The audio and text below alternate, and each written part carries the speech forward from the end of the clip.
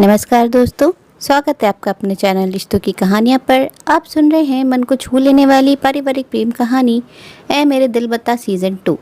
अगर आपने कहानी के पिछले एपिसोड नहीं सुने हैं तो चैनल पर जाकर सुन सकते हैं। पिछले सारे एपिसोड्स चैनल पर अपलोडेड हैं। लास्ट एपिसोड में आपने सुना था कि धृति गांव में कायनात से मिलती है और उसे माफ़ कर देती है। आकर्ष जी जान लगाकर कंपनी को लॉस से उबारने की कोशिश करता है और 50% वह सफल भी हो जाता है। वहीं अर्नव का सरप्राइज उल्टा पड़ जाता है और आकर्ष अर्नव की नीयत पर शक करने लगता है। रूही सुनकर बिफर जाती है और अपना और अर्नव का रेजिग्नेशन आकर्ष को थमा देती है। आकर्ष जब तक खड़ा होकर रूही से कुछ कहता, रूही हवा की तेजी से कमरे से बाहर निकल गई थी। आकर्ष हक्का बक्का सा रह गया। सामने टेबल पर रूही और अर्नव दोनों का रेजिग्नेशन पड़ा हुआ था। रूही उतनी ही तेजी से वापस अपने कैबिन में घुसी। अर्नव अभी भी कुर्सी पर आंखें मूंदे बैठा हुआ था। रूही ने अपनी डेस्क से सारा सामान बटोरना शुरू कर दिया। रूही रूही क्या हुआ? सामान कहाँ ले जा रही हो? घर। क्यों? रूही सुनो, तुम्हें पता है ना भाई को हमारी ज़रूरत है। ऐसे रूही ने उसे उंगली दिखाते हुए कहा, बस अब तुम्हारा ये भरत मिलाप खत्म हो गया हो तो मुंह बंद करो और अपना सामान समेटो। हम अब इस ऑफिस के एम्प्लॉय नहीं हैं। रूही, एम्प्लॉय? हम तो कभी इस ऑफिस के एम्प्लॉय नहीं थे। ये हमारी ऑर्गेनाइजेशन है, हम इससे अलग कैसे हो सकते हैं? रूही, जो बड़ी तेजी से अपना चार्जर, ईयर प्लग बॉटल अपने बैग में घुसेड़ रही थी, अचानक से रुक गई। तुम्हारे भाई का, तुम्हारा नहीं, इसे दिमाग में बैठा लो। ये ऑर्गेनाइजेशन सिर्फ तुम्हारे भाई का है। यहाँ तुम्हारी हैसियत सिर्फ इतनी ही है, ऑफिस बॉय की तरह। वो जितना काम तुम्हें बता दे तुम उतना कर लो, बस, इससे ज़्यादा कुछ नहीं। रूही रूही प्लीज़, इतने गुस्से में डिसीजन लेना ठीक नहीं। एक बार हम डैड से बात कर लेते हैं, प्लीज़ तुम। रूही उसकी कुर्सी के पास आई और बड़े प्यार से उसका सर सहलाते हुए बोली, तुम क्या समझ रहे हो मुझे? मैं तुमसे तुम्हारे भाई को धोखा देने के लिए तो नहीं कह रही ना। तुम्हें सिर्फ कुछ दिनों के लिए खुद को उनसे अलग रखना है ताकि उन्हें तुम्हारी अहमियत भी पता चले, क्योंकि उनका जो माइंडसेट है उसमें उनके अलावा और कोई भी सही नहीं है। सिर्फ वो जो कर रहे हैं वही सही है। तब उन्हें यह एहसास होने दो कि सिर्फ हमें ही नहीं बल्कि उन्हें भी हमारी ज़रूरत है। रूही इतना बोलकर वापस अपने काम में जुट गई। चलो उठकर घर चलो। तुम्हारे भैया की कंपनी, उनका प्रॉफिट, उनका नुकसान अब उन्हें ही संभालने दो। अर्नव उठो। अर्नव बहुत बेमन से उठा। उसने फिर रूही की तरफ कातर निगाहों से देखा। क्या तुम्हें क्या लग रहा है? तुम्हारी कंपनी में बने रहने से आकर्ष सर को ये लगने लगेगा कि तुम जो कर रहे हो उनके लिए कर रहे हो? नहीं, उनके मन में सिर्फ इनसिक्योरिटीज़ बढ़ेंगी कि तुम सिर्फ और सिर्फ उनकी जगह लेने की कोशिश कर रहे हो और कुछ नहीं। अर्नव अभी भी रूही के तर्कों को अपने दिमाग में बैठा नहीं पा रहा था। मन के तराजू में अभी भी भाई वाला पड़ला भाली था। उसे लग रहा था शायद वो बोल दे कि अच्छा ठीक है तुम रुको अपने भाई के साथ, मैं जाती हूँ, लेकिन ऐसा नहीं हुआ। रूही ने अर्नव का हाथ पकड़ा और केबिन से बाहर निकल आई। इधर अपने कैबिन में बैठे आकर्ष का बहुत मन हुआ कि वो रूही को रोक ले, लेकिन अंदर भरा हुआ अहम उसके आड़े आ रहा था। कल की आई रूही को क्या पता कि बिजनेस कैसे चलता है, कितने दाव पेच होते हैं। उसे तो बस औरत वाले नखरे दिखाने हैं। और अर्नव, जिसे कंपनी की मालिकाना कुर्सी पर बैठना हो, वो क्या खाक रिजाइन करेगा? ये सब चोचले हैं। आकर्ष का दिमाग पता नहीं कहाँ घूम रहा था। उसने ये तक सोचना शुरू कर दिया था कि हो ना हो उस इवेंट लॉन्च में हुई गड़बड़ के पीछे भी अर्नव का ही हाथ था। आकाश शुरू से ऐसा था, हमेशा से सुपीरियरिटी कॉम्प्लेक्स से ग्रसित। वो सबसे बेहतर है, उससे अच्छा कोई हो ही नहीं सकता। जो वो कर सकता है वो कोई और नहीं कर सकता। ऐसे में उसके सबसे अच्छे दोस्त और देश के जाने माने और काबिल बिजनेसमैन रक्षित का उस पर भरोसा उसे और भी अभिमान की गर्त में डुबो देता है। वो उन दोनों को मनाने नहीं गया। रूही और अर्नव ऑफिस से चले गए। आकाश ने कैबिन अंदर से लॉक कर लिया और टेबल पर सर औंधा कर बैठ गया। दिमाग में एक साथ सैकड़ों बिजलियां सी दौड़ रही थी। क्या, क्यों, कैसे? रक्षित पिछले 3 दिन से आकाश का फ़ोन नहीं उठा रहे थे। इस बात से आकाश और भी ज़्यादा चिढ़ा हुआ था। आज फिर उसने 2 बार रक्षित को कॉल किया लेकिन फ़ोन नहीं उठा। उसका गुस्सा आसमान चीरकर पार निकलता जा रहा था। वो अपने कैबिन में बनी उस शानदार कांच की दीवार पर लगातार घूंसे मारे जा रहा था, जहाँ से सारा शहर दौड़ता हुआ दिखाई देता था। एक बार फिर उसने रक्षित को फ़ोन मिलाया। इस बार फ़ोन उठ गया। रक्षित बहुत धीमी आवाज़ में बोले, आकर्ष, डैड क्या प्रॉब्लम है? फ़ोन तो उठा लिया करो, एटलीस्ट मेल का रिप्लाई कर दो, कुछ तो करो। कहाँ हो, कहाँ इस वक्त आप? आपको इसी मंथ वापस आना है ना? हाँ आकर्ष, मैंने वीज़ा एक्सटेंड करवाया है। एक्चुअली कुछ सर्कमस्टेंसेस ऐसे बन गए हैं कि मुझे वीज़ा आगे बढ़वाना पड़ा, बट यू डोंट वरी, जैसे ही सब ठीक हो जाता है मैं वापस आ जाऊँगा। सब ठीक होता है मतलब? डैड क्या हुआ, कोई प्रॉब्लम है क्या, बताइए। नहीं नहीं कुछ भी नहीं, तुम परेशान मत हो, वहाँ तो सब ठीक है ना। आकाश समझ गया रक्षित कुछ छिपा रहे हैं। Dad, is everything all right? Rakshit ने एक लंबी गहरी सांस ली। हाँ सब ठीक है, दरअसल इस देश में फिलहाल मेडिकल इमरजेंसी लागू कर दी गई है। दोबारा कोरोना ब्रेकडाउन हो गया है, आज सवेरे से केस आ रहे हैं, कुछ लोगों की मौत भी हुई है। फ्लाइंग सर्विसेज अगले कुछ दिनों के लिए रोक दी गई है। आप और मॉम तो ठीक है ना? अगर आप कहें तो मैं चार्टर्ड प्लेन। नहीं नहीं उसकी ज़रूरत नहीं, हम लगातार इंडियन एम्बेसी के कांटेक्ट में हैं। जैसे ही हालत सुधरते हैं वैसे ही मैं और शोभा वापस निकल आएंगे, तुम परेशान मत हो, मैं बिल्कुल ठीक हूँ। ओके आकाश? अपना और मॉम का ध्यान रखिएगा, बेवजह बाहर मत जाइएगा बिल्कुल भी। ऑफ कोर्स बेटा, take care, you too dad. Akash ने ता कहकर फ़ोन काट दिया। रक्षित को थोड़ा चिंता में देख उसने बिजनेस और अर्नब की बातें उनसे करना सही नहीं समझा। अब वो ये बोझ किससे बांटे? रक्षित से बांट लेता तो बोझ हल्का हो जाता। धरती को वो इस काबिल समझता ही नहीं था, तो अब किसके पास जाए? आकाश ने फ़ोन टेबल पर पटक दिया और आंखें मूंद कर बैठ गया। थोड़ी देर वो अपनी रेकलाइन को पैरों से इधर उधर घुमाता रहा, तब भी फ़ोन पर कोई नोटिफिकेशन आया। आकाश ने खुली आंखों से फ़ोन को देखा। गायनेकोलॉजिस्ट क्लिनिक से मैसेज था। धरती का तीसरा महीना ऑलमोस्ट पूरा होने वाला था। आज नेक्स्ट प्री नेटल सेशन के लिए शाम का अपॉइंटमेंट था। आकाश ने फ़ोन उठाया, धरती को कॉल लगाया। जी धरती, तैयार है ना? मैं 2 घंटे में तुम्हें लेने आ रहा हूँ, शाम को डॉक्टर के पास जाना है ना? अच्छा ठीक है, ड्राइवर नहीं आएगा, आप आओगे? हाँ वो आज लीव पर है, रेडी रहना। आकाश फ़ोन रखने ही वाला था कि धरती की आवाज़ आई। सुनिए। हाँ बोलो, धरती ने बहुत धीमी आवाज़ में कहा। शादी का दूसरा सालगिरह मुबारक हो। आकाश ने कसकर आंखें भींच ली। उसे सुबह ही अर्नब और रूही ने विश किया था। उसने सोचा भी था कि ऑफिस पहुंचते हुए धरती को विश करेगा, लेकिन फिर हड़बड़ी और गड़बड़ी में सब भूल गया। क्या हुआ, हमारी बात सुन रहे हैं या नहीं? हाँ तुम्हें भी हैप्पी एनिवर्सरी जान। धरती झूम गई थी। अच्छा ठीक है, हम रेडी रहेंगे, जल्दी आ जाइए। हाँ और तुम भी रेडी रहना, हम आज का पूरा दिन और रात साथ में ही बिताने वाले हैं, समझी? हाय सच्ची? धरती फ़ोन को सीने से लगाए 2-3 बार कमरे भर में नाच गई। तैयार हो जाओ। आकाश ने उसे फ़ोन पर ही एक किस पास की और खुद मुस्कुरा उठा। थोड़ी ही देर हुई थी, उसका ध्यान इस बात पर गया कि रक्षित ने उसे एनिवर्सरी क्यों नहीं विश की। ऐसा कहाँ बिजी हो गए जो अपनी जान से ज़्यादा लाडले बेटे की शादी की सालगिरह भूल गए। और उन्हें तो छोड़ो, मॉम को भी याद नहीं रहा। आकाश का मुंह फूल गया। सुबह अर्नब के साथ हुई झड़प के बाद वैसे भी उसका मूड काफ़ी ख़राब था, लेकिन उसने सोच लिया था कि आज वो धरती को वापस अपने साथ ले आएगा। एक वही तो है जो उसके गुस्से का शिकार होकर भी उससे नाराज़ नहीं होती, वरना अगर रूही जैसी मिली होती तो आकाश न जाने कब का सुधर चुका होता। बस बहुत अलग रह लिया, अब एक साथ रहेंगे हर परिस्थिति में, चाहे कैसी भी क्यों न हो। आकाश उठा, अपना सारा सामान पैक किया, बैग उठाया और ऑफिस से निकलकर कार में बैठ गया। कार स्टार्ट करके हाईवे की तरफ मोड़ दी, म्यूजिक ऑन कर दिया। कार के फ्रंट में म्यूजिक सिस्टम के साइड वाले वॉलपेपर पर पूरे परिवार की हंसती हुई तस्वीर लगी थी। आकाश ने देखा, उसका चेहरा खिल गया। अर्नब का शरारती चेहरा देखकर उसे बहुत प्यार आ रहा था। उसने तस्वीर पर एक हाथ फेरा। उसे बचपन से आज तक हर शख्स की अपनी ज़िंदगी में भागीदारी याद आने लगी। स्कूल की पेरेंट टीचर मीटिंग, जहाँ कम नंबर लाने पर वो रक्षित को डरते हुए बोलता था, मॉम को मत बताइएगा प्लीज़। और उसके बाद रक्षित फटाफट आकाश के हिस्से की डांट टीचर और शोभा दोनों से खाते थे। अर्नब बचपन से खुराफाती था, लेकिन आकाश का कितना लाडला था। एक बार सीसा झूले से किसी बच्चे ने अर्नब को उतार दिया। अर्नब महज 6 साल का था और वो रोते हुए आकाश के पास आया। उसके बाद आकाश ने उस बच्चे की जो धुनाई की थी, तो रक्षित को एक बार फिर प्रिंसिपल और उस बच्चे के पेरेंट्स से लिखित में माफ़ी मांगनी पड़ी। रक्षित के लिए बचपन से वो बहुत दुलारा था। अर्नब को भी वो बहुत प्यार करते थे, लेकिन आकाश के साथ उनका कुछ अलग ही जुड़ाव था। कुछ ही वक्त हुआ होगा कि रक्षित ने महसूस किया कि जैसे जैसे वो बड़ा हो रहा था, आकाश के व्यवहार में परिवर्तन आने लगा। अब अगर रक्षित अर्नब को थोड़ा ज़्यादा प्यार जता दे या उसके लिए कुछ खास कर दे, तो आकाश पैर पटक कर गुस्सा होकर अपने कमरे में चला जाता था। अर्नब को घंटा फर्क नहीं पड़ता था, वो अपने खिलौने लेकर मगन हो जाता था। रक्षित ने सिर्फ उसके इस व्यवहार को सामान्य करने के लिए पहले उसे बोर्डिंग स्कूल में डाला और फिर विदेश भेज दिया कि शायद जब वो सबसे दूर रहेगा तो नॉर्मल हो जाएगा। आकाश की शादी के बाद वो सबसे लंबा वक्त था जब आकाश रक्षित से नाराज और चिड़ा चिड़ा सा रहने लगा था। आकाश हमेशा से सिर्फ अपने पिता की नज़रों में ऊंचा बना रहना चाहता था और कुछ भी नहीं।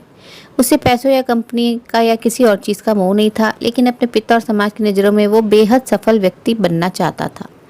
न जाने क्यों मन में अब एक पछतावा भी जन्म लेने लगा। बेवजह कब तक अपनी भड़ास अपने परिवार पर निकालते रहोगे आकाश? सब तुमसे प्यार करते हैं। तुम्हारा भाई, उसे तुम्हारी जगह का लालच होता तो क्या वो एक आइडिया तुम्हारे लिए संभाल कर रखता? कब का इन्वेस्टर्स के सामने उसे पेश करके इम्प्रेस कर लिया होता उसने, लेकिन उसने ऐसा नहीं किया। कैसे भाई हो तुम आकाश? जब अर्नब धरती से हंसकर 2 बोल लेता था तो भी तुम्हारा दिल जल उठता था, क्यों? तुम प्रोफेशनल ज़िंदगी में इतना ज़्यादा घुस चुके हो कि अब तुम्हारे लिए किसी की भी कोई अहमियत नहीं रह गई है, बस तुम और तुम्हारे व्यापारिक लक्ष्य। आकाश स्टीयरिंग पर अपनी पकड़ कसकर बनाए था, लेकिन आंसुओं से भरी उसकी आंखें झिलमिलाने लगी। जी कर रहा था अभी लौट कर जाए और अर्नब को गले लगाकर उससे माफ़ी मांग ले। आकाश ने दूसरे हाथ से अपनी आंखें पोंछी। नहीं, बस अब और नहीं, अब वो सब सही कर लेगा। रक्षित के वापस आने के पहले आकाश पूरा परिवार फिर से वैसे ही जोड़ लेगा जैसे उसके पिता ने जोड़ रखा था। वो धरती को वापस लेकर आएगा, अर्नब और रूही दोनों से माफ़ी मांगेगा, सब फिर से वैसा ही हो जाएगा और वो और अर्नब मिलकर बिजनेस को संभाल लेंगे। आकाश का सर ये सब कुछ सोच सोचकर एकदम से भारी होने लगा था। वो समझ गया था माइग्रेन स्टार्ट हो रहा है। कान से शुरू होकर गाल तक का हिस्सा सुर्ख लाल हो चुका था, माथे पर लालडी छाने लगी और फिर सर के उस हिस्से से अचानक सैकड़ों सुइयां सी चुभने लगी। आकाश ने गाड़ी साइड में लगाई, अपने बैग के आगे वाली पॉकेट में हाथ डाला। उसकी दवा का पत्ता खाली हो चुका था। धरती होती तो कितना ध्यान रखती थी उसकी दवा का। पिछले 2-3 हफ्ते सर दर्द क्या नहीं हुआ, आकाश ने दवा रखना ही बंद कर दिया था। हाईवे से बस आधा किलोमीटर दूर धरती के गांव की कच्ची सड़क थी। वही शहर लौटने के लिए उसे वापस 30-35 किलोमीटर जाना पड़ता। सर दर्द इतना हावी हो चुका था कि स्टीयरिंग से उसकी पकड़ ढीली हो रही थी, आंखें अंगारों की तरह दहक रही थी। बहुत हिम्मत करके आकाश ने स्टीयरिंग पर अपनी पकड़ जमाई। पीछे लौटना बेवकूफ़ी होता। आधा किलोमीटर पर गांव है, रज्जन को बुला लेता हूँ फ़ोन करके। घर पहुँच जाऊँ, बाद में उससे दवा मंगा लूँगा।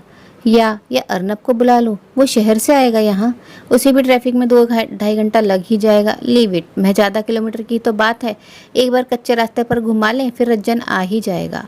आकाश कुछ न सोचने की हालत में भी बहुत कुछ सोच गया था। उसने बड़ी हिम्मत करके गाड़ी वापस स्टार्ट की, घुमाकर रोड पर वापस लाने लगा। आंखें दर्द से फटी जा रही थी। कानों में एकदम से पीछे आ रहे किसी वाहन की तेज आवाज़ पड़ी।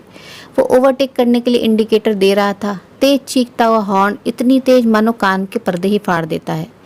आकाश जब तक साइड मिरर देखता और ओवरटेक के लिए जगह देता, तब तक एक पीछे से तेज स्पीड में आ रहे ट्रक ने जोर की आवाज़ के साथ उसकी गाड़ी को इतनी तेज टक्कर मारी कि उसकी कार एक ही बार में हवा में उछल गई, जमीन से कुछ फुट ऊपर, और फिर वापस जमीन पर गिरते ही कार की सारी विंडशील्ड एक झटके में चूर चूर हो गई।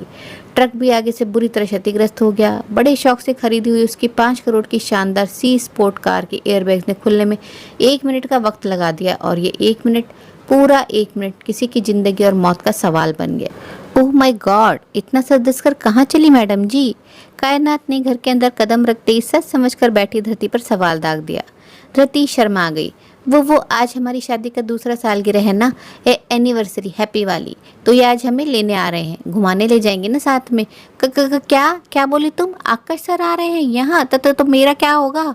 कायनात का दिमाग घूम गया। मैं चली वापस फैक्ट्री और उनसे कह देना मैं यहाँ हूँ ही नहीं, मैं एक्चुअली यहाँ आई ही नहीं। उनको बोलना मैं पैदा ही नहीं हुई, सब उनका हेलुसिनेशन था, कोई कायनात है ही नहीं, ठीक है? याद रहेगा ना यार, यही बोलना। कायनात के माथे से पसीना बह रहा था। धरती हंस हंसकर दोरी हुई जा रही थी, फिर कसकर उसका हाथ पकड़कर बोली, अरे you not worry Kagyu baby, मैं हूँ ना, देखना ये कुछ भी नहीं कहेंगे तुम्हें। और धरती कायनात की बोली हुई लाइन से याद कर करके फिर से जोर से हंस पड़ी। तो कहाँ जाने का प्लान है तुम्हारा? कायनात ने उसे छेड़ा। अब यही जाने। धरती पैर घुटनों से मोड़कर आराम से खाट पर चढ़कर बैठ गई और घुटनों पर अपनी कोहनियाँ टिकाकर कायनात को कहानी सुनाने लगी। अरे कहाँ ही ले जाएंगे, पिछले साल भी एक बड़े से 5 सितारा 5 स्टार होटल में ले गए थे। पता है पूरे होटल में सिर्फ हम दोनों ही थे। जब मैंने पूछा तो बोले आज कोई नहीं आएगा, बस मैं और तुम। हाउ स्वीट, उन्होंने पूरा होटल बुक किया एनिवर्सरी के लिए। हाँ और का, और पता है हमको तो वहाँ का खाना जरा नहीं लुभाया। तुमको बताएं, जरा सी प्लेट में डबल रोटी में आलू प्याज भरकर टमाटर की चटनी डाल लाए, अगल बगल में 2 धनिया की पत्ती रख दी और बोले हमारे रेस्टोरेंट का सबसे फेमस सैंडविच है, ऊ का बोलते हैं उसको, डबल चीज़। धरती जैसे जैसे बताती जा रही थी कायनात की हंसी छूट रही थी। हंस कह रही हो? अब तुम बताओ। रोज हम अपने हाथ से घर में इनके लिए फ़िल्टर कॉफ़ी बनाते हैं, वह काफ़ी वहाँ लेकर आया और पता नहीं उसकी कीमत क्या थी। क्या? कायनात ने उसकी बातों पर एक्साइटमेंट बनाए रखने के लिए अपनी आंखें हैरानी से फैला दी। कुछ यही 500 रुपये, 2 दिन की सब्जी दाल आ जाए घर में इतने में तो। लेकिन ये अपने आगे किसी की चलने दे तब ना। धरती ने अपनी हथेली पूरी फैलाकर उसे 5 उंगलियां दिखाते हुए अपनी बात पर जोर डाला। और ऊपर से अंधेरा। अंधेरा मतलब? अंधेरा मने ये बोले आज हम मोमबत्ती लाइट डिनर करेंगे। बोलो कायनात, अब वो 5 सितारा वाले तो अपनी बिजली का बिल भी बचा लिए और इनको उल्लू बना दिया। कैंडल लाइट डिनर सर बोलकर सब इनके आगे पीछे घूम रहे थे और इनको क्या पता पीछे से इनका कितना नुकसान हो रहा। बताओ अब। बिजली भी नहीं जलाई और ऊपर से खाने का बिल बना कुछ 5-6 हज़ार का। तुम सच बताए कायनात, पैसा सुनकर तो हमारे पेट का खाना मुंह से बाहर आने वाला था कसम से। कायनात की हंसी रुकने का नाम नहीं ले रही थी। अच्छा, तुम्हारी और आकाश सर की बॉन्डिंग काफ़ी अच्छी है ना? धरती ने अपने फ़ोन का वॉलपेपर खोला जिस पर सिर्फ और सिर्फ आकाश का कब्जा रहता था। हाँ वो तो है, जो कुछ भी हो ये हमें प्यार भी तो बहुत करते हैं। कभी कभी ऐसे लगता है जैसे हम इनकी बीवी नहीं इनकी औलाद हैं, इतना लाड बरसा देते हैं। धरती खिलखिलाई और धीरे से अपने पेट पर हाथ रखकर सहलाते हुए बोली, बस अब ये बाबू आ जाएगा फिर तो ये हमें जरा भी प्यार नहीं करेंगे, हम जानते हैं। कायनात जब तक कुछ कहती रज्जन अंदर से बड़ा सा टिफिन लेकर बाहर निकला और धरती की चारपाई पर रख दिया। ये क्या है? मैडम का टिफिन, और इसलिए बंधवाया है अम्मा से कि खा लीजिएगा टाइम पे, नूडल्स वूडल नहीं खाने हैं, पूरे दिन मैदा खाती रहती है, नूडल बनी जा रही है, रज्जन ने कहा। कायनात ने एक बार नज़र उठाकर उसे देखा और चुपचाप टिफिन उठा लिया। क्या बात है, आजकल मैडम की बड़ी सेवा की जा रही है। रज्जन ने धरती के सर पर एक टीप धर दी। तुम अपनी बताओ, ये सच समझकर सवारी कहाँ चल दी? ए, हाथ कैसे लगाया तुमने हमें? पता नहीं है अभी आ रहे हैं, द्वारे से तुम्हें कूटते हुए अंदर आएंगे। अरे इसे कूटने के लिए आकाश सर का वेट क्यों? रुको मैं पकड़ती हूँ, तुम जी भर कर कूट लो। बोलते हुए कायनात ने दौड़कर रज्जन का कॉलर पीछे से पकड़ लिया और उसके गले से झूल गई। रज्जन उसकी इस हरकत पर जोर से हंस पड़ा। धरती ने दौड़कर रज्जन की पीठ पर 2-4 मुक्के जमा दिए। अच्छा अच्छा ठीक है, हो गया ना बदला पूरा। ये बताओ जीजा आ रहे हैं सच्ची? हाँ टाइम तो हो गया है, अब तक तो आ जाएगा चाहिए, धरती अपने फ़ोन में टाइम देखते हुए बोली। फिर उसने आकाश को एक बार फ़ोन लगाया, घंटी जाती रही, फ़ोन नहीं उठा। धरती इससे पहले कि दोबारा फ़ोन लगाती, कायनात होठ सिकोड़ते हुए बोले, अरे आ ही जाएंगे, तुम्हें भी मेरी मौत बुलाने की बड़ी जल्दी है। कायनात ने उसे वापस खींचकर खाट पर बैठा दिया। रज्जन कायनात की तरफ देख मुस्कुराता हुआ बाहर चक्की पर चला गया। तुम्हारी साड़ी बहुत सुंदर लग रही है, जरूर आकाश सर ने ही लाकर दी होगी। हाँ हाँ, ये लेकर आए थे बनारस से, यही तो हमने अपनी पहली सालगिरह पर भी पहनी थी। इन्हें साड़ी बहुत पसंद है। कायनात उसकी साड़ी छूकर देखने लगी। स्याह नीले रंग की सुनहरे तारों से कड़ी वो खूबसूरत सी साड़ी और धरती के माथे पर चमक रही नीली बिंदी, दोनों बेहद खूबसूरत। इसकी एम्ब्रॉयडरी भी बहुत सुंदर है। अरे एम्ब्रॉयडरी से याद आया, तुम्हें कुछ दिखाते हैं। धरती साड़ी समेट तो अंदर की तरफ भागी और कपड़े का एक छोटा सा बैग निकाल लाई। अरे वाह, इसमें क्या है? हमारा खजाना। बोलते बोलते धरती की आंखों में चमक आ गई। जल्दी दिखाओ फिर। धरती ने कपड़े के बने उस बैग की जिप खोलकर उसे खाट पर उल्टा दिया। उसमें से ढेर सारे छोटे बच्चों के कपड़े बाहर निकल आए, कुछ फ्रॉक, कुछ रुमाल और छोटे छोटे हाथों के दस्ताने। कायनात हैरानी से एक एक कपड़ा उठाकर देखती जा रही थी। घरेलू कसीदाकारी का बेजोड़ नमूना थे वो नन्हे नन्हे कपड़े। इतनी सुंदर ड्रेसेस तुम्हारे बेबी के लिए? हाँ सुंदर है ना? खाली बैठे बैठे ऊब जाते थे तो सोचा कुछ काम का कर लिया जाए। रंगों का इतना बेहतरीन जोड़ बनाया था धरती ने। हल्के गुलाबी रंग की फ्रॉक की बाहें फूली हुई और नेक पर बने बड़े से कॉलर में गहरे गुलाबी रंग के फूल काढ़े हुए थे। एक बेहद हल्के सुफीने बैंगनी रंग की पिनोफर ड्रेस बनाई थी उसने, जिसमें आगे सीने पर हुक लगे हुए थे, अंदर सफेद टॉप था छोटा सा। बड़ी ही सुंदर ड्रेस थी। क्या ये सिली भी तुमने है? कायनात उन कपड़ों की खूबसूरती में डूबी जा रही थी। हाँ भाई, सब अलग अलग डिजाइन की है। ये कहते हैं हमें लड़की ही होगी तो फ्रॉकें बना लो ढेर सारी। नीलम को हुई तो कुछ उसे दे देंगे, लड़का हुआ तो छोटे पर ही उसे भी पहना डालेंगे, का ही पता चलता है। वाह धरती, काश मेरा कोई बच्चा होता तो मैं तुम्हारी सारी फ्रॉक चुरा लेती। कायनात फ्रॉक मुट्ठी में दबाए हुए बोली, जब तुम्हारा होगा तो और सुंदर और नई फ्रॉक बना देंगे। दोनों खिलखिलाकर हंस पड़ी। सती बार बार फोन में टाइम देख रही थी। आकाश को निकले 3 घंटे से ज्यादा हो गया था, अब तक तो आ जाना चाहिए था। सती ने फोन पलट कर रख दिया। अच्छा कायनात, वीडियो का क्या हुआ जो हम तुम्हें भेजे थे? धरती इधर उधर देखकर धीमी आवाज में फुसफुसाई। अरे तुम तो दिन पर दिन कमाल करती जा रही हो धरती। अनबिलीवेबल कि लोग तुम्हें इतना पसंद कर रहे हैं। 1 महीने में 1500 से ज्यादा लोगों ने तुम्हारे चैनल को सब्सक्राइब कर लिया है। तुम्हारी वो चूल्हे पर बनाई हुई भरवा करेले की रेसिपी तो फेमस हो गई। देखो कितने सारे लोगों ने भरने वाले मसाले बनाने तक की रेसिपी पूछी है। हाय सच्ची, देखा हमारी रुई कितनी अच्छी है। सब उसी ने तो किया है, उसी ने तो हमें बताया इससे पैसे भी बनते हैं। और देखो, कायनात आगे बढ़कर उसके कान में बोली, हाँ इस महीने पूरे 12,431। धरती खुशी से भर आई। ओ हेलो, ज़्यादा खुश होने की जरूरत नहीं है, इसमें मेरे भी हैं, एडिटिंग मैंने ही करवाई है सारी। हाँ हाँ ले लेना जितने भी चाहिए, 12,000 कोई मामूली थोड़े है। कायनात उन छोटी छोटी फ्रॉक्स की फ़ोटो खींचने लगी। अच्छा कायनात, किसी को बताना नहीं। आज जब भी हमें 5 सितारा होटल ले जाएंगे तो खाने के बाद बिल हम भरेंगे, तब देखना इनका चेहरा। धरती खुशी से भरी मुंह पर हाथ रखकर हंस पड़ी। ओह सो स्वीट ऑफ यू। कायनात ने धरती के गाल खींच लिए। इधर रज्जन का कोई दोस्त कानों में ईयरफोन ठूसे बड़ी मस्ती से चलता हुआ चक्की पर आया। काहे हो राम बचना, कहाँ मंडरात रहते हो सारे दिन? रज्जन ने उल्हाना मारा। उसके दोस्त ने साइकिल पर रखी गेहूं की बोरी नीचे उतारी।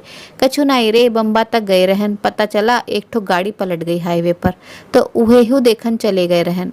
राम राम का बताई, जोनो अंदर राह हुई है ओकर बच्चे की कोनो गुंजाइश ही नहीं है। पूरी गाड़ी चपटा हुई गई एकदम। रज्जन टेढ़ा मुंह बनाकर हंसा। कोनो नई बात है कारे, रोज एक न एक मनई निपटता जरूर है इन एक्सीडेंट में। हाँ लेकिन आज कोई बड़का पार्टी लगता है। ई जरा गाड़ी तो देखो कितनी बड़ी और महंगी लागत है। रज्जन चक्की के टब में गेहूं भर रहा था। उसने एक नज़र फोटो पर डालकर मुंह घुमा लिया, लेकिन अचानक से उसके दिमाग में बिजली सी कौंध गई। गेहूं की बोरी वहीं फेंक उसने राम बच्चन के हाथ से मोबाइल छीन लिया और जूम करके फोटो देखने लगा।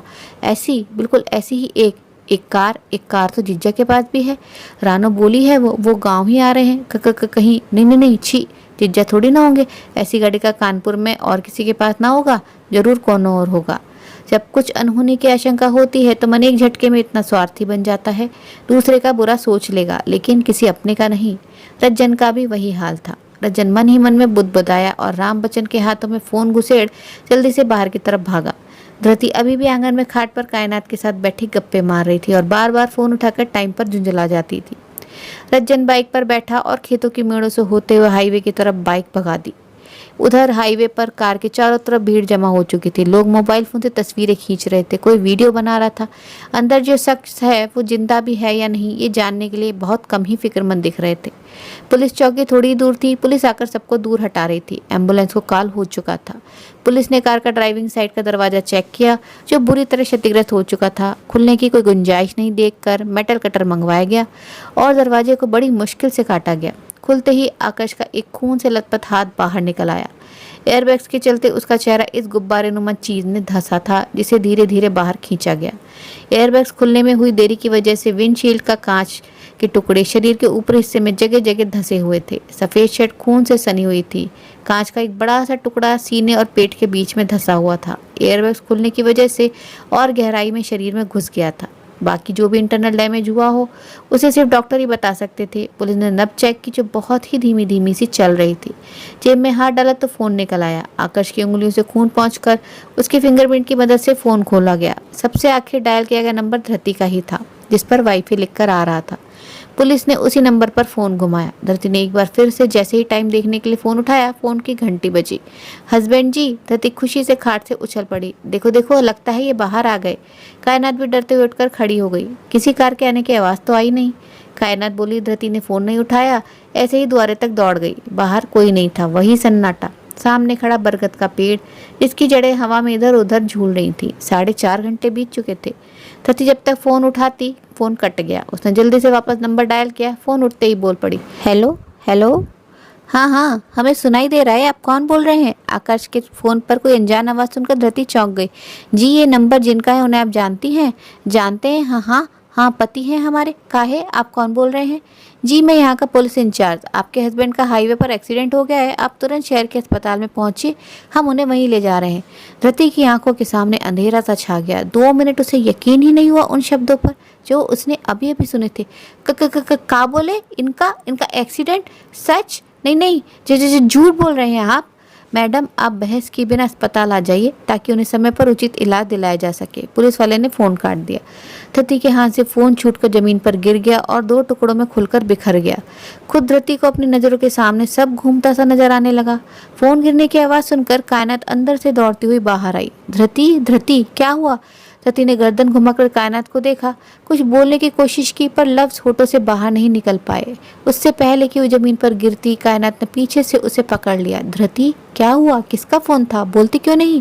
कायनात ने जोर से उसे झंझोड़ा तो वो एकदम से चेतना में वापस आ गई। कायनात को पीछे धक्का दे दिया और खुद वैसे ही नंगे पैर खेतों की तरफ भागी जहाँ का रास्ता सीधे हाईवे पर खुलता था। वो बेतहाशा दौड़ती जा रही थी खेतों के बीच से बिना चप्पलों के। कायनात उसके पीछे चिल्लाते हुए दौड़ रही थी। Dharti, what the hell are you doing? At least tell me. तुम्हारी हेल्थ के लिए इतना तेज दौड़ना ठीक नहीं है। धरती, रुको प्लीज। धरती ने पलटकर एक बार भी नहीं देखा, बस दौड़ती रही। उसके कदम रुके वहां जहां खेतों के बीच बनी पगडंडियों का एक छोटा सा रास्ता सीधा हाईवे पर खुलता था। कुछ दूर पर अभी भी भीड़ लगी थी। धरती ने कांपते हुए पलकों से उधर की ओर रुख किया। एक लंबी सी काले रंग की कार उल्टी पड़ी थी। 1 मिनट नहीं लगा था उसे उस कार को पहचानने में। आकर्ष की कार। अभी जो कदम बेतहाशा दौड़े थे, अब उनमें इतनी भी हिम्मत बाकी नहीं थी कि चलकर उस कार तक पहुंचे। एक कदम उठाना भी इतना बोझिल हो गया था कि मानो पैरों में मन भर के पत्थर बंधे हों। बड़ी मुश्किल से खुद को खींच घसीट कर वो कार के करीब ला पाई। लोगों के हुजूम को चीरते हुए वो जैसे ही उस कार के ध्वस्तांतवेशों के सामने पहुंची, उसकी रूह कांप गई। कार इतनी बुरी हालत में थी कि उसके अंदर बैठे इंसान के जिंदा होने का बस अंदाज भर लगाया जा सकता था। दरवाजा मेटल कटर से कटा हुआ था। कार के अंदर की सीट पर खून के धब्बे हर जगह छितरे हुए थे। सफेद सीट खून से लाल हो चुकी थी। कार के चारों तरफ शीशों की कांच बिखरी पड़ी थी। धृति की आत्मा हिल गई। आकर्ष अंदर नहीं था। जरूर उसे अस्पताल ले गए होंगे। धृति के पास रोने का वक्त नहीं था। वैसे ही नंगे पैरों वो किरचों को बचाती हुई अस्पताल की तरफ दौड़ी। तभी रज्जन पीछे से बाइक लेकर आ गया। रानो, बैठो इधर। रज्जन की शर्ट भी खून से सनी थी। उसने पुलिस की मदद से आकर्ष को एम्बुलेंस में लेटाकर अस्पताल की तरफ भेज दिया था। धृति को कुछ नहीं सूझ रहा था। रज्जन की शर्ट पर खून देखकर वो पागल सी हो गई और अपने बाल नोचने लगी। ये कहाँ है? ये कहाँ है? रज्जन बोलो, कहाँ है ये? तुम हमें बताए काहे नहीं है रज्जन? ये ठीक तो है ना? बोलो, सच बोलना, तुमको हमारी कसम। तुमने देखा इनको? बोलो, ज्यादा चोट तो नहीं आई ना? धृति फूट फूट कर रो पड़ी। रज्जन ने उसे संभालने के लिए बाइक पर बैठे बैठे ही उसका सर पकड़कर सीने से चिपका लिया। कुछ नहीं हुआ रानो, एकदम ठीक है जीजा। जरा बहुत चोट आया है, अभी डॉक्टर पट्टी कर देंगे, फिर सब एकदम बढ़िया। काहे रो रही हो? है, चुपाओ चुपाओ जल्दी। धृति संभाल कर बाइक पर बैठ गई। एक बार मुड़कर कार की तरफ फिर से देखा, जिसकी हालत चीख चीख कर कह रही थी कि रज्जन की बातें सच्चाई से कोसों दूर है। थोड़ी ही देर लगी होगी कि दोनों शहर के सबसे बड़े हॉस्पिटल के सामने थे। धृति बाइक से कूदकर बदहवास से अंदर भागी। अरे मैडम, कहाँ जा रही हैं? किससे मिलना है? एक वार्ड बॉय पीछे से चिल्लाता हुआ आया। मम्मा, मेरे पति को लाए हैं यहाँ पर। धृति हाँफते हुए रोते रोते बोली। वो हाईवे वाला एक्सीडेंट केस? हाँ वही, पीछे से आता हुआ रज्जन बोला। आप तुरंत डॉक्टर से मिल लीजिए, अभी वो इमरजेंसी वार्ड में है। धृति इमरजेंसी वार्ड की तरफ भागी। एक नर्स ने उसे बाहर ही रोक दिया। अरे कहाँ चलती जा रही हो? बाहर बैठो, डॉक्टर बाहर आ रहे हैं। उसकी बात अनसुनी कर धृति जब तक दरवाजे तक पहुंची, डॉक्टर अंदर से बाहर आए। अपना मास्क उतारा। आंसुओं से भरा चेहरा लिए धृति वहीं खड़ी थी।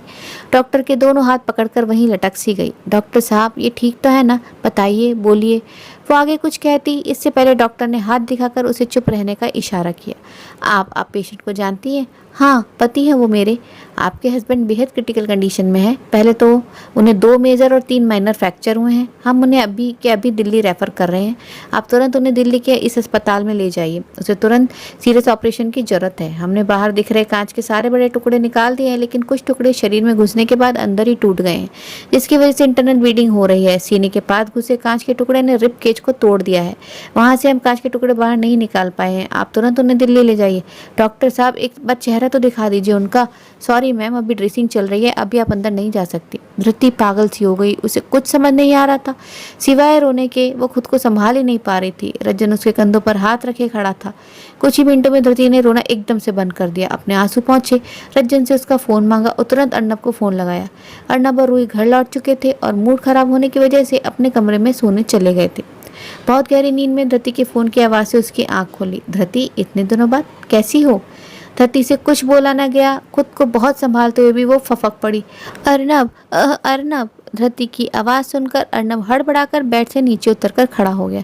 धृति, क्या हो गया? रो क्यों रही हो? अर्नब की बात सुनकर रूही, जो बस लेटी हुई थी, वो भी चौंक कर उठ गई। इनका एक्सीडेंट हो गया है अर्नब। उसकी आवाज़ में हिचकियाँ बंधने लगी थी। तुम बस जल्दी आ जाओ। ये लोग बोल रहे हैं दिल्ली ले जाओ। हम अकेले कैसे ले जाएं? हमें कुछ समझ नहीं आ रहा। अर्नब के होश से उड़ गए। हाथ पैर एकदम से ढीले पड़ गए। भैया का एक्सीडेंट? वो खाली इतना बोल पाया और उसके बाद उसके मुंह से लफ्ज ही नहीं निकले। एक्सीडेंट सुनते ही रूही ने बिजली की तेजी से अर्नब के हाथ से फोन छीन लिया। हेलो धृति, कहाँ हो तुम? कौन से हॉस्पिटल में हो? सुनो, परेशान मत होना, हम बस अभी निकल रहे हैं, ठीक है? बिल्कुल परेशान मत होना। कोई है तुम्हारे साथ वहाँ पर? रूही बेड से कूदी। नाइट गाउन में लेटी रूही ने झटके से वार्डरोब से ब्लेजर खींचकर निकाल कर डाला और जीन्स पहनी। हाँ, रज्जन है। रूही ने दिमाग पर थोड़ा सा जोर डाला। सुनो धृति, जैसा मैं बोल रही हूँ वैसा करो। हॉस्पिटल के एम्बुलेंस से अभी के अभी एयरपोर्ट के लिए निकल जाओ। रज्जन को बोलो कायनात को फैक्ट्री से ले आए। मैं एयर एम्बुलेंस का इंतजाम करती हूँ, ठीक है? जल्दी तुरंत निकलो।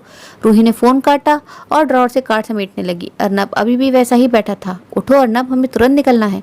रूही ने बस एक बार अर्नब को छुआ भर और उसके अंदर का बांध टूट गया। वो बच्चों की तरह सिसकियां भरकर रोने लगा।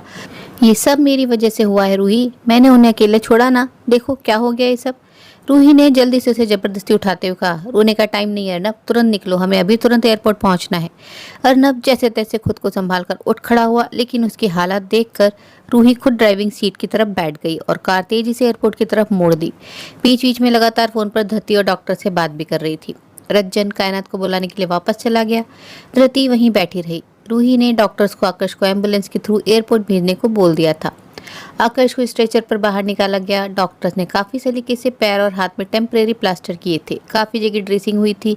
खून के दाग साफ कर दिए गए थे। उसे एम्बुलेंस में लिटा दिया गया। धरती वहीं खड़ी रही। डॉक्टर्स के कहने पर बड़ी मुश्किल से आगे बढ़ी। अंदर उसे लिटाया गया था। धरती बगल वाली सीट पर बैठ गई। धरती ने बड़ी हिम्मत करके आकाश के चेहरे पर एक नज़र डाली।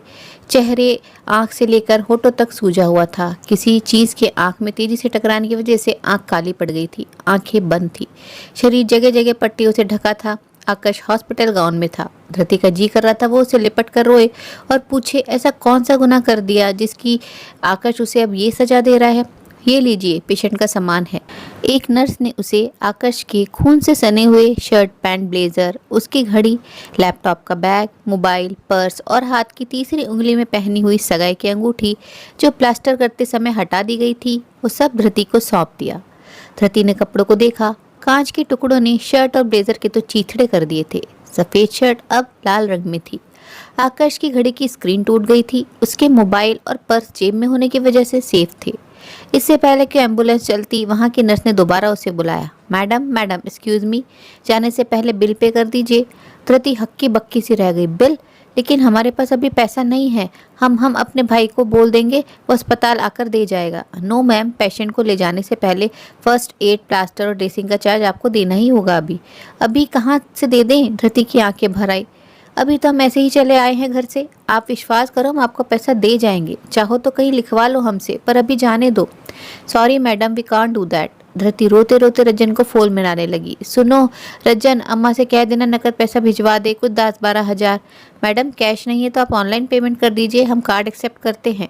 उसकी बात सुनकर धरती ने फ़ोन रखा और आकाश की वॉलेट खंगालने लगी। उसे एक कार्ड नज़र आया। ये वही कार्ड था जिससे आकाश ने उसे पैसे विड्रॉ करना सिखाया था। देखो ये कार्ड है ना, इसी तरीके से मशीन के इस स्लॉट में लगाते हैं। धरती की आंखों के सामने वो दिन घूम गया जब आकाश ने उसे अपने डेबिट कार्ड का यूज़ करना सिखाया था। उसने झट से कार्ड निकाला और नर्स के साथ जाकर उसके बताए हुए तरीके से पेमेंट करने लगी। Ma'am password? धरती ये नंबर किसी से शेयर नहीं करना चाहिए, ठीक है, वरना कोई भी इससे पैसे निकाल सकता है। ये नंबर याद रहेगा ना? आप मशीन मुझे दे दीजिए। नर्स ने स्वाइप मशीन उसकी तरफ बढ़ा दी। धरती ने 4 अंकों का पासवर्ड डाला और मिनटों में पेमेंट हो गई। नर्स ने उसे रिसिप्ट दे दी। धरती हाथ में उसे थामे हुए तेजी से वापस एम्बुलेंस की तरफ भागी। एम्बुलेंस में बैठकर उसने वो रिसिप्ट और कार्ड आकाश की वॉलेट में डाला और भीगी पलकों से उसका हाथ हल्के से अपने हाथों में ले लिया। एम्बुलेंस एयरपोर्ट की तरफ भाग रही थी। धरती रास्ते भर रोती रही। आकाश का सर सहलाती रही। रास्ते में भीषण जाम था, लेकिन एम्बुलेंस के सायरन ने सारे वाहनों के बीच से रास्ता बनाने में काफ़ी मदद की। कुछ 1-1.5 घंटे में धरती एयरपोर्ट पहुंच चुकी थी। वो जिंदगी में पहली बार इस जगह आई थी जहां सब कुछ उसकी समझ से परे था। रूही, अर्नब, कायनात, रज्जन, कोई भी नहीं आया था। रूही की कॉल की वजह से एयर एम्बुलेंस पहले से रेडी थी। आकाश को स्ट्रेचर की मदद से प्लेन तक ले जाया गया था और अंदर बेड पर लिटा दिया गया। प्लेन उड़ने के लिए रेडी भी था। धरती आकाश के फ़ोन से बार बार सबको फ़ोन करने की कोशिश कर रही थी। रूही और अर्नब की कार हाईवे के उसी जाम में फंस गई थी जहां से थोड़ी देर पहले एम्बुलेंस गुजरी थी। थोड़ी देर में फ़ोन की बैटरी भी खत्म हो गई और एक बार वाइब्रेट होने के बाद फ़ोन स्विच ऑफ हो गया। धरती फिर अपना सर पकड़कर रो पड़ी। वो अकेली कहाँ खड़ी थी? उस जगह जहाँ वो पहले कभी नहीं आया, वो जगह उसने पहले कभी नहीं देखी। उसकी मदद करने वाला कोई नहीं था। अस्पताल के कर्मचारी ने एक बार पास आकर कहा, मैडम आपको देर नहीं करनी चाहिए, डॉक्टर ने बोला था ना ऑपरेशन अगले 3 घंटे में हो ही जाना चाहिए। वो जैसे तैसे खुद को संभाल कर वापस प्लेन की तरफ दौड़ी। वो अब और इंतजार नहीं कर सकती थी। आकाश की जान से ज़्यादा जरूरी उसके लिए कुछ नहीं था, लेकिन समस्या थी कि बातचीत का और एक दूसरे से जुड़े रहने का इकलौता जरिया यानी आकाश का मोबाइल फ़ोन भी अब स्विच ऑफ था और धरती अकेली। उसने एक बार फिर पलटकर पीछे देखा। रज्जन, कायनात, रूही, अर्नब में से कोई भी नहीं था। वो वापस घूमी और दौड़कर प्लेन में बैठ गई। प्लेन टेक ऑफ कर गया और सीधा 1 घंटे में दिल्ली एयरपोर्ट पर लैंड कर गया। क्योंकि मेडिकल इमरजेंसी थी, धृति को एम्बुलेंस यहाँ भी तैयार मिली थी, जो सीधे उसे दिल्ली के केंद्रीय अस्पताल ले गई, जो भारत के सबसे पुराने और जाने माने अस्पतालों में से एक था। धृति एम्बुलेंस की मदद से आकाश को अस्पताल ले आई थी, जहां लाते ही उसे तुरंत ऑपरेशन थिएटर में भेज दिया गया था। धृति बाहर बैठी बंद मोबाइल को देख रही थी। सामने रिसेप्शन पर बैठी लड़की उसे लगातार देख रही थी। 1-2 बार धृति की उससे आंखें मिली, लेकिन वो कुछ नहीं बोली। थोड़ी देर वैसे ही फोन को देखने के बाद धृति बड़ी हिम्मत करके उठी और रिसेप्शन पर बैठी उस लड़की के पास जाकर बोली, सुनिए मैडम, मेरे फ़ोन में चार्जिंग नहीं है और मुझे अपने घर वालों से बात करनी है। क्या आपके पास इस फ़ोन का चार्जर मिल जाएगा? धृति ने फ़ोन आगे बढ़ाते हुए कहा। आईफोन था। किसी भी अस्पताल के कर्मचारी के पास आईफोन नहीं था और एंड्रॉयड चार्जर उसमें प्लग नहीं हो सकते थे। वी आर सॉरी मैम, हम में से किसी के पास आईफोन नहीं है, हम आपकी मदद नहीं कर सकते। धृति का चेहरा फिर से रुआंसा हो गया। वो अपने आंसू पोंछते हुए वापस ऑपरेशन थिएटर के बाहर पड़े सोफे पर बैठ गई। धृति को सिसकता देख वो लड़की रिसेप्शन से उठकर उसके पास आई। मैम, आप मेरे फ़ोन से कॉल कर सकती हैं। थैंक यू बोलकर धृति ने उसके फ़ोन पर अपनी अम्मा का नंबर डायल किया। उसे किसी और का फ़ोन नंबर ज़बानी नहीं याद था। उसकी माँ ने फ़ोन उठाते ही फ़ोन पर ही रोना शुरू कर दिया। धृति कितनी समझाती रही, आखिर में गुस्से से बोली, रो काहे रही हो? कुछ हुआ नहीं है इन्हें, सब ठीक है, हम हैं ना यहाँ पर, उन्हें कुछ नहीं होने देंगे। अम्मा, तुम जल्दी से पिताजी के फ़ोन से अर्नब का नंबर लिखकर हमें बता दो, बस तुरंत, अभी देर मत करना। इधर करीब 2 किलोमीटर लंबे जाम में फंसे अर्नब और रूही की कार अभी एयरपोर्ट तक पहुंच नहीं पाई थी। पीछे भी लंबा जाम लगता जा रहा था, कार हटाई नहीं जा सकती थी। अर्नब पैदल ही भागकर जाम क्लियर करने आगे पहुंच गया था। रूही कार में बैठी बैठी बार बार आकाश का नंबर डायल कर रही थी, जो लगातार स्विच ऑफ आ रहा था। गुस्से में उसने बेबसी से फ़ोन पटकना चाहा, लेकिन फिर रुक गई और स्टीयरिंग पर अपना सर पटक लिया। गाड़ियों के तेज हॉर्न के बीच कुछ याद करके रूही की रुलाई फूट पड़ी। लेकिन एक बात अच्छे से याद रखिएगा, आइंदा मेरे पति के लिए आपने एक भी शब्द ऐसा बोला जिसने उसे तकलीफ दी तो मुझसे बुरा कोई नहीं होगा। आप न अच्छे पति हैं न अच्छे भाई, आप सिर्फ एक बिजनेसमैन हैं और कुछ भी नहीं। ये याद रखिएगा। मैं जानती हूँ मेरी बातें आपको मिर्ची जैसी लग रही होंगी, लेकिन आपको इसकी सख्त ज़रूरत है और ये रहा मेरा रेजिग्नेशन। मैं अब आपकी कंपनी का हिस्सा नहीं, मुझे माफ़ करिए। रूही सिसक सिसक कर रोती रही। इतनी लाचार वो पहले कभी नहीं रही। This is all happening because of me. I am the damn culprit, I should die. मैं तुम्हें कभी नहीं बता सकती धृति कि मैंने आकाश सर के साथ कितना गलत किया। This is all buddy my mistake for which you are paying for, and I am so helpless that I cannot do anything in this situation. I am responsible for everything. एक बार फिर उसने आकाश का number dial किया और वो फिर से switch off था। वो फ़ोन सामने पटक कर स्टीयरिंग पर माथा रखकर रोने लगी। थोड़ी देर में गाड़ियाँ धीरे धीरे आगे खिसकने लगी। अर्नब सामने से दौड़ता हुआ आता दिखा। उसने जल्दी से अपने आंसू पोंछे। अगर अर्नब उसे रोते देख लेता तो वहाँ पर आंसुओं की बाढ़ आ जाती। अर्नब ने तेजी से दरवाज़ा खोला और अंदर बैठ गया। आगे एक ट्रक पलट गया है, उसी को हटाने में टाइम लग गया। और हाँ, धृति का कॉल आया था, वो दिल्ली पहुंच गई है, भैया को ऑपरेशन थिएटर में ले गए हैं। आई गेस अब सब ठीक हो जाएगा, जल्दी चलो रूही। रूही ने तेजी से कार एयरपोर्ट की सड़क पर दौड़ा दी। रिसेप्शन पर बैठी हुई वह लड़की बार बार धृति को देख रही थी। तभी उसकी नज़र धृति के पैरों पर पड़ी। उसने चप्पलें नहीं पहनी हुई थी। जिस हाल से वो घर से भागी थी, उसी हाल में वो दिल्ली के उस अस्पताल में बैठी हुई थी। सुंदर सी कड़ी हुई महंगी साड़ी, हाथों में आईफोन पकड़े, श्रृंगार किया हुआ चेहरा, बिखरे हुए बाल और रो रो कर सूजी हुई आंखें और बिना चप्पलों के पैर। बड़ा मिसमैचिंग सा था सब कुछ। कुछ देर देखने के बाद वो उठकर धृति के पास गई। तुमने फुटवेयर नहीं पहने हैं क्या तुम्हारे पास? धृति का ध्यान अब जाकर अपने नंगे पैरों पर गया। हाँ, मैं घर से ऐसे ही निकल आई थी। अपने देवर को बोल दूंगी, वो ले आएगा। इतना बोलकर वापस उसने अपना सर झुका लिया। वो लड़की गई और एक चूड़ी बाथरूम स्लीपर्स के साथ लौटी। लो, जब तक तुम्हारे शूज़ नहीं आ जाते तब तक ये पहन लो। धृति ने वो ओवरसाइज बाथरूम स्लीपर्स में पैर डाल लिया और आंखें मूंद कर बैठ गई। कितनी सारी पुरानी यादें एक साथ उसकी आंखों के सामने घूम गई।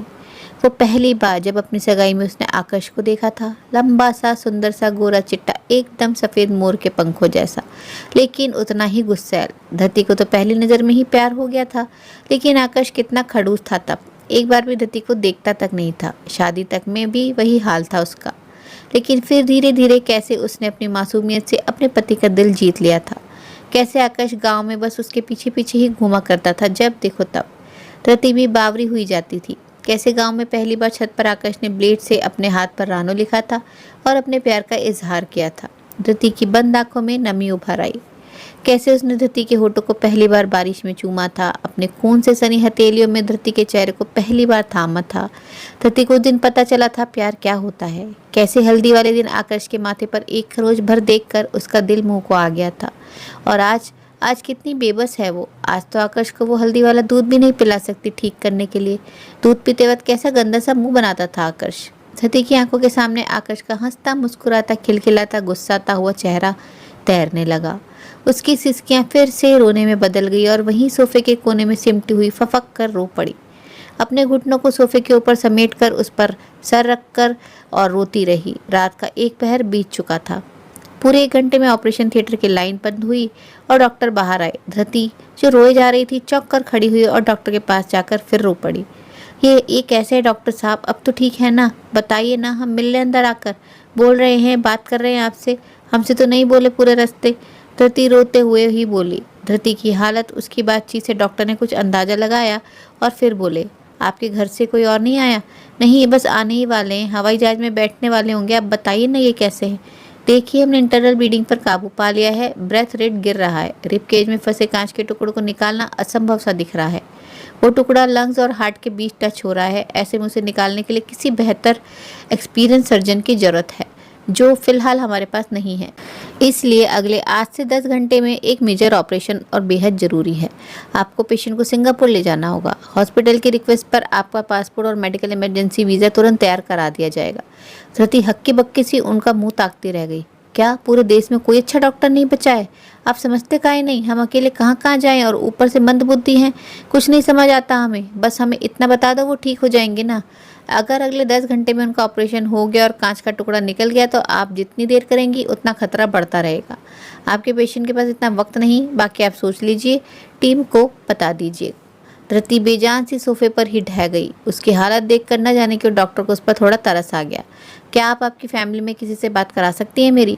धरती उठकर जल्दी से वापस रिसेप्शनिस्ट की तरफ भागी। उससे उसका फ़ोन मांगा। वापस जल्दी से अर्नब का नंबर डायल किया और डॉक्टर को पकड़ा दिया। अर्नब ने फ़ोन उठा लिया। डॉक्टर धरती से थोड़ा दूर चले गए और कुछ 10 मिनट बातचीत हुई। उसके बाद उन्होंने फ़ोन धरती को लौटा दिया और बात करने का इशारा किया। हाँ अर्नब, धरती सुनो, हम एयरपोर्ट पर हैं। दिल्ली की अगली फ्लाइट आधे घंटे बाद की है। हमें वहाँ पहुँचने में कम से कम 1.5 से 2 घंटा लग जाएगा। सुनो भैया, अभी काफ़ी ठीक हैं, बस एक छोटी सी सर्जरी की ज़रूरत है। तुम जैसा डॉक्टर बता रहे हैं वैसा करो। हमारा इंतज़ार करोगे तो बचे वक्त में 2 घंटे और घट जाएंगे। मेडिकल टीम तुम्हारा वीज़ा तैयार करा देगी और डिटेल्स और ID प्रूफ की फ़ोटो मैं इसी नंबर पर भेजता हूँ। समझ आ रहा है ना? धरती उसकी बात सुनकर भी रोती रही। अर्नब, तुम लोग जल्दी काहे नहीं आते? हम बस आ ही रहे हैं। तुम परेशान मत हो, मैं अभी डैड को कॉल कर देता हूँ। वो शायद इस वक्त किसी एशियन कंट्री में ही हैं, वो पहुँच जाएंगे, तुम चिंता मत करना। अर्नब ने फ़ोन रख दिया। मेडिकल टीम ने डॉक्यूमेंट्स की फ़ोटोकॉपी निकलवा कर बाकी कार्रवाई शुरू कर दी। थोड़ी देर में रिसेप्शन पर कॉल आया और कोई लड़की बोली, धरती राजपूत। धरती अपना नाम सुनकर तेज़ी से रिसेप्शन की तरफ भागी। लीजिए, आपके लिए फ़ोन है। धरती ने फ़ोन हाथ में पकड़ा। दूसरी तरफ से बहुत धीमी आवाज़ में रक्षित बोले, धरती बेटा। रक्षित की आवाज़ सुनते ही धरती वैसे ही बच्चों की तरह रो पड़ी जैसे दुख से भरा कोई बच्चा अपने माँ बाप के सामने फूट फूट कर रो पड़ता है। पापा जी, कहाँ हैं आप? यहाँ आ जाइए, हम पागल हो जाएंगे या मर जाएंगे। इन्हें कुछ हो गया तो हम भी घर वापस न नहीं आएंगे। आ जाइए पापा जी, कोई तो आ जाइए, हम अकेले कुछ नहीं कर पाएंगे, कसम से। आकाश का एक्सीडेंट सुनने के बाद रक्षी की हालत खुद नॉर्मल नहीं थी। वे सिर्फ वो जानते थे कि उनके दिल पर क्या बीत रही थी। फिर भी खुद को बहुत संभालते हुए रुंधी हुई आवाज़ में बोले, तुम्हारी माँ की तबीयत भी ठीक नहीं है बेटा, उसे बुखार आ रहा है पिछले 1 हफ्ते से। इस देश ने फ्लाई जोन बंद कर दिया है। मैं क्या बताऊँ धरती बेटा, मैं चाह कर भी तुम्हारे पास नहीं आ पाऊँगा अभी। धरती रिसीवर पकड़कर दीवार पर सिर टिकाकर रोती रही। लेकिन अभी तुम्हें स्ट्रॉन्ग गर्ल बनना है धरती। मुझे पता है तुम मेरी सबसे बहादुर बेटी हो। मुझे पता है जो काम मुश्किल भी है वो भी मेरी धरती जरूर कर लेगी, है ना? तुम बस आकाश के साथ बनी रहो, उसकी हिम्मत बनकर। इस वक्त उसे किसी की जरूरत नहीं है तुम्हारे अलावा मेरी बच्ची। धीरज रखो। रक्षित की बातें सुनकर धरती को रोना और भी बढ़ गया। पापा, ये लोग बोल रहे हैं विदेश ले जाने को, हम कैसे ले जाएं? हमें तो यहाँ लाने में ही डर लग रहा था। कम से कम यहाँ लोग हमारी भाषा तो समझते हैं, वहाँ तो कोई वो भी नहीं समझेगा। बताइए हम कैसे वहाँ क्या करेंगे? हम कुछ नहीं कर पाएंगे। रक्षित ने अपने आंसू पोंछते हुए बहुत प्यार से उससे कहा, बेटा तुम अकेले नहीं रहोगी, मेरा वादा है। सिंगापुर में मेरे कुछ क्लाइंट्स हैं जो मेरे काफ़ी अच्छे दोस्त भी हैं। तुम्हारे पहुँचने से पहले वो अस्पताल पहुँच जाएंगे। फिलहाल तुम्हें बस आकाश के साथ वहाँ तक जाना ही तो है। कल सुबह तक रूही और अर्नब भी तो आ जाएंगे। मैं क्या बताऊँ मैं किन हालातों में हूँ।